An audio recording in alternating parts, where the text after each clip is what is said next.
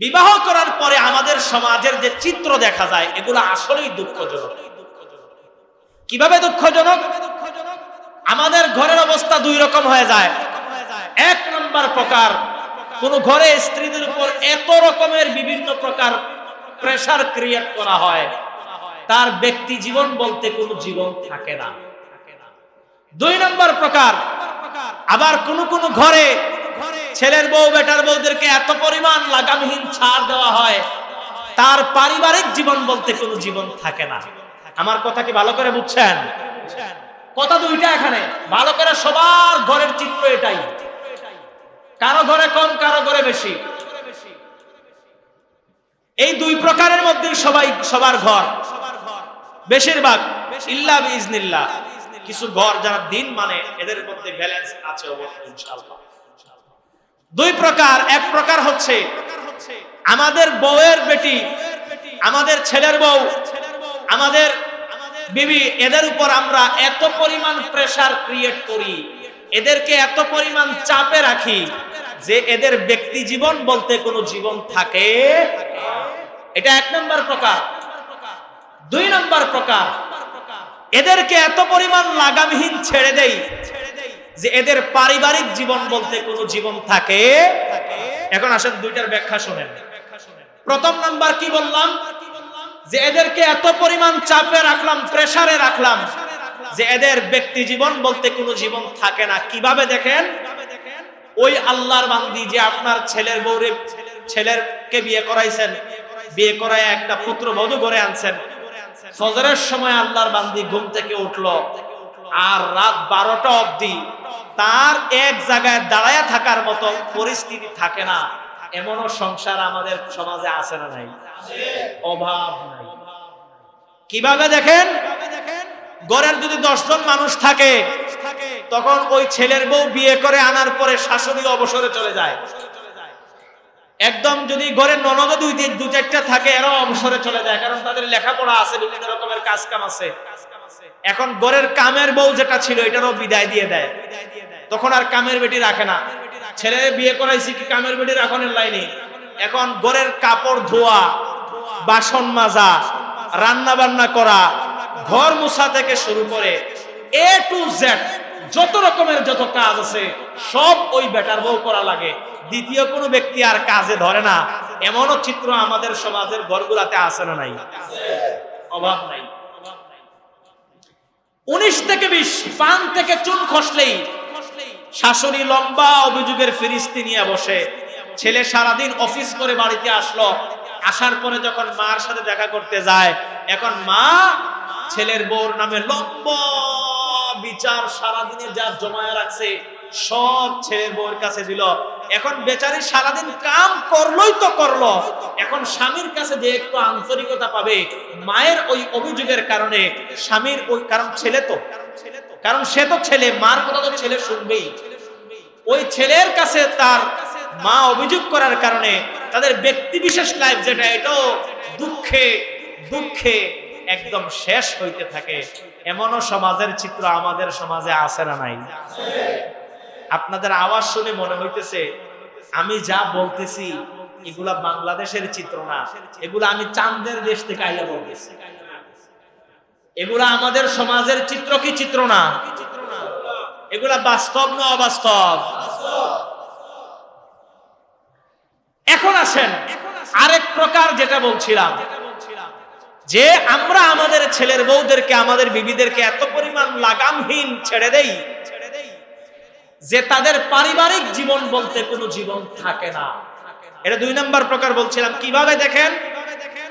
ছেলের বউ লাকসামের বেটি একটা বিয়ে করে আনাইছেন বাড়িতে, আদরের আর মাটিতে থইবেন না, কপালে রাখবেন না, মাথায় তুলবেন, কোন ঠাই ঠিকানা পাইতেছেন না।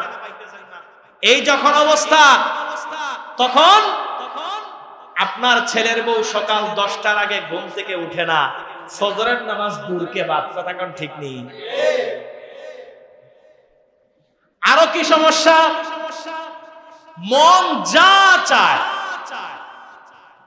কখনো পার্লার, কখনো শপিং সেন্টার, কখনো গাড়ি নিয়ে ঘোরাঘুরি। এগুলা বর্তমান আপনাদের এই এলাকায় কম থাকতে পারে, কিন্তু একটু ঢাকার ভিতরে চলে যান, দেখবেন আমার কথাটা কতটুকু বাস্তব না অবস্থা।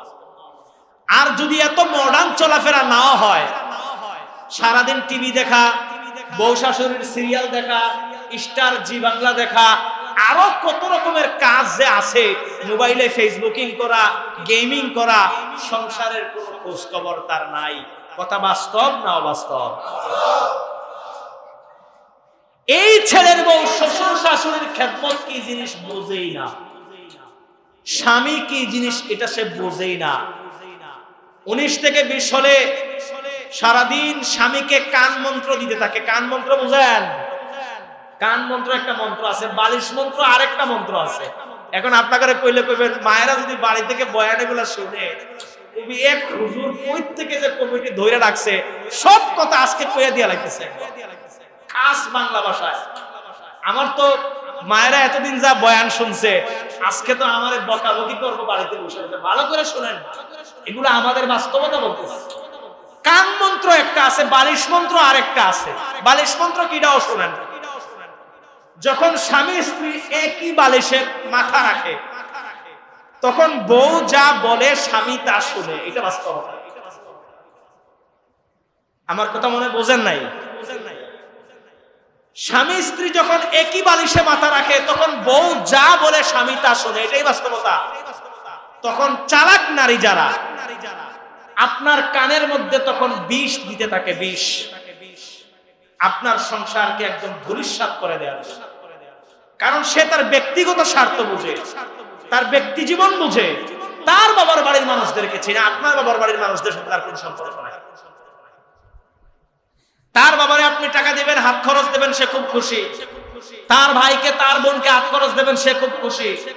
আপনার ভাই বোনকে যখন আপনি হাত খরচ দিতে যাবেন, দেখবেন তার চেহারার রং পাল্টে গেছে। এখন বউদেরকে যদি পরীক্ষা করতে হয়, কোন বউদেরকে যদি পরীক্ষা করতে হয় বাস্তবিক পক্ষে সে আপনার জন্য খয়ের খা কিনা, সে আপনার জন্য কল্যাণকরী স্ত্রী কিনা, তারে ডাইকাই না তার সামনে দাঁড় করায়া আপনার পকেট থেকে বের করে আপনার বোন রে অথবা আপনার ভাইরে 500 টাকার নতুন চকচকে 4-5টা নোট ধরায় দিয়া তার চেহারার দিকে চাইবেন। যদি দেখেন তার চেহারার ফিগার জায়গায় আছে, বুঝবেন না আপনার বউটা ভালো করছে। আর যদি দেখেন তার চেহারার জিওগ্রাফি চেঞ্জ হয়ে গেছে, একদম কতক্ষণ লাল, কতক্ষণ নীল, কতক্ষণ সবুজ গ্লেজ মারতেছে, তাহলে বুঝবেন এটা আস্ত খাটাইছে একটা আপনার ঘরে আইছে। কথা কোন ঠিক না বেটি? এটাই বাস্তবতা বললাম, এটা বাস্তবতা বললাম আপনাদেরকে। তো এই জিনিসগুলা এখন যেটা বলতেছিলাম, যে লাখ সাহেবের বেটি একটা ঘরে আনছেন, না শ্বশুরের খেদমত বুঝে, না শাশুড়ির খেদমত বুঝে, না স্ত্রী হিসেবে স্বামীর হক বুঝে, শ্বশুর বাড়ির প্রতি তার কতটুকু দায়বদ্ধতা আছে, এইটা কতটুকু পরিমাণ তাকে করা লাগবে না এটা সে বুঝে। তখন আল্লাহ রাসূল বলেন, এই প্রথম প্রকার এবং দ্বিতীয় প্রকার, এই পুরোটাই আমাদের ইসলামী জিন্দেগির চিত্র না। 1 নম্বর প্রকার কি বলছিলাম, যে এত পরিমাণ তাকে কাজের প্রেসার দিয়ে রাখলেন যে তাকে মাইরা ফেলার উপক্রম করছেন। 2 নম্বর প্রকার কি বললাম, এত পরিমাণ তারে ছাড় দিয়ে রাখছেন যে তার দুনিয়া বেখবর হয়ে গেছে।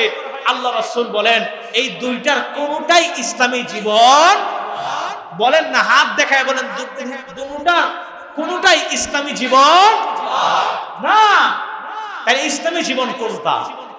রাসূলুল্লাহ সাল্লাল্লাহু আলাইহি ওয়াসাল্লাম বলেন, স্বামী তার স্ত্রীর কয়েকটা জিনিসের দায়িত্ব নিতে হবে 100। কিভাবে? স্বামী তার খাদ্য, তার বস্ত্র, তার মৌলিক যত চাহিদা আছে সব চাহিদা স্বামীকে পুরা করা লাগবে।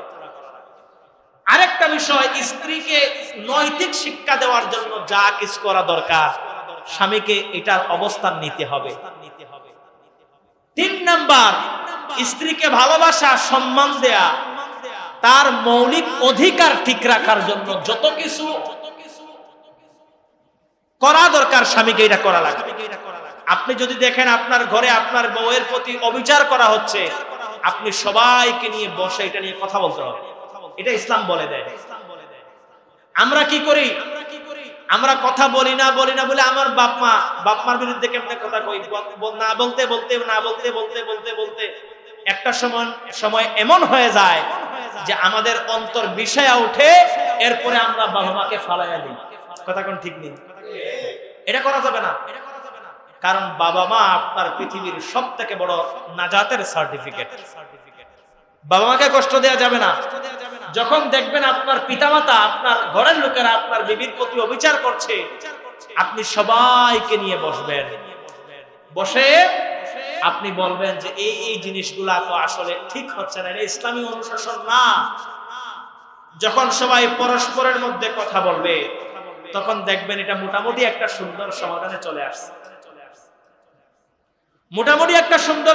চলে আসছে, আর সমাধানে যদি নাও আসে, আপনাকে ওনারা আলাদা করে দেয়, আপনি আলাদা খাইলেন, কিন্তু আপনার পিতামাতার পূর্ণ দায়িত্ব আপনি মেইনটেইন করবেন। আপনার পিতামাতার চাহিদা পূরণ, এটাও আপনাকে দেখা লাগবে। স্ত্রীর দায়িত্ব কি? স্ত্রীর দায়িত্ব হচ্ছে স্বামীর পূর্ণ আনুগত্য, স্বামীর অনুপস্থিতিতে স্বামীর ঘরের দেখভাল, স্বামীর সম্পদের হেফাজত, স্বামীর সম্মান ইজ্জত যাতে নষ্ট না হয় সব দিকে খেয়াল রাখা লাগে। স্বামীর পিতামাতার দেখাশোনা, স্বামীর সন্তানাদির দেখাশোনা, এর মানে নিজের সন্তানাদির দেখাশোনা। এক কথায় স্বামীর A to Z যত বিষয়াদি আছে, স্ত্রীকে এগুলা পর্যবেক্ষণ করতে হবে। এটা হলো ইসলাম। স্বামী স্ত্রীকে কোনো জুলুম করবে না, স্ত্রীও স্বামীকে কোনো জুলুম করবে না। আচ্ছা বলেন, এই মধ্যম পন্থা ইসলাম শিক্ষা দেয়। এটা যদি কোনো ব্যক্তি মানে, তার জীবন শান্তি না অশান্তি? কথা মনে হয় বুঝেন নাই। তার জীবন শান্তি না অশান্তি? এই জিনিসগুলো আমরা মানতে পারি না। এই জিনিসগুলো না মানার কারণে কি হয়? এই জিনিসগুলো না মানার কারণে শাশুড়ি কোনোদিন ছেলের বউয়ের আপন হইতে পারে না, ছেলের বউ কোনোদিন শাশুড়ির কাছে মেয়ের আদর পায় না। আমাদের সমাজে কি হয়? শাশুড়ি ছেলের বেটিকে, ছেলের বউকে কোনোদিন আপন করে নিতে পারে না। না নেওয়ার কারণে তার নিজের মেয়েকে যেরকম আপন হিসেবে দেখে, তার নিজের মেয়ে যেরকম একটা দোষ করে দোষটা ঢাইকা রাখে, ছেলের বউয়ের ক্ষেত্রে এটা সম্পূর্ণ উল্টা। ছেলের বউ যদি 19 টাকা 20 করে, শাশুড়ি নিজের ঘরে তো বলেই পাশের বিল্ডিং এ পান খাইতে বেড়াইতে যায়, চা খাইতে বেড়াইতে যায়, গল্প করতে বিকালে বেড়াইতে যায়, গিয়ে ওই জায়গায় 8-10টা মহিলা নিয়ে বসা তার ছেলের বউ কি করে সব ওই বাড়ির মহিলাদেরকে বইলা আসে। কথা কোন ঠিক নেই? এটাই বাস্তবতা। এটা বাস্তবতা বললাম। বলবেন হুজুর আপনি এত বিষয় জানেন কেমনে? 12 বছর রানিং আজকে এখানে, এই যে 12 বছর চলতেছে, খুতবা দিচ্ছি, এত পরিমাণ মানুষের সাথে মিশছি আর জানছি, আর এত পরিমাণ মানুষের দুঃখের কথা শুনছি, অভিজ্ঞতার ঝুলিটা অনেক বড় হয়ে গেছে। আমার থেকে আপনারাও বেশি জানেন, হয়তো আমি একটু সাজায় বলতেছি বিদায় আপনাদের কাছে অনেকটা জিনিস নতুন মনে হচ্ছে। আমাদের সমাজের চিত্র এগুলা তখনই পরিবর্তন হবে যখন আল্লাহ রাসূল সাল্লাল্লাহু আলাইহি ওয়াসাল্লামের বিধান আর আল্লাহর হুকুমের উপর আমাদের জীবন পরিচালিত হবে। এখন বলেন, আল্লাহ রাসূলের বিধান, আল্লাহর বিধান আর আল্লাহ রাসূলের বাতলায় দেওয়া তরিকা, আল্লাহর বিধান অনুযায়ী আমাদের জীবন পরিচালনা দরকার আছে। তাহলে আজকে থেকে এটা কোরআন এবং হাদিসে স্ত্রীর হক কি আছে, স্বামীর হক কি আছে, আমরা সকলে খুঁজবো তো ইনশাআল্লাহ। সবাই বলেন না খুঁজবো তো ইনশাআল্লাহ।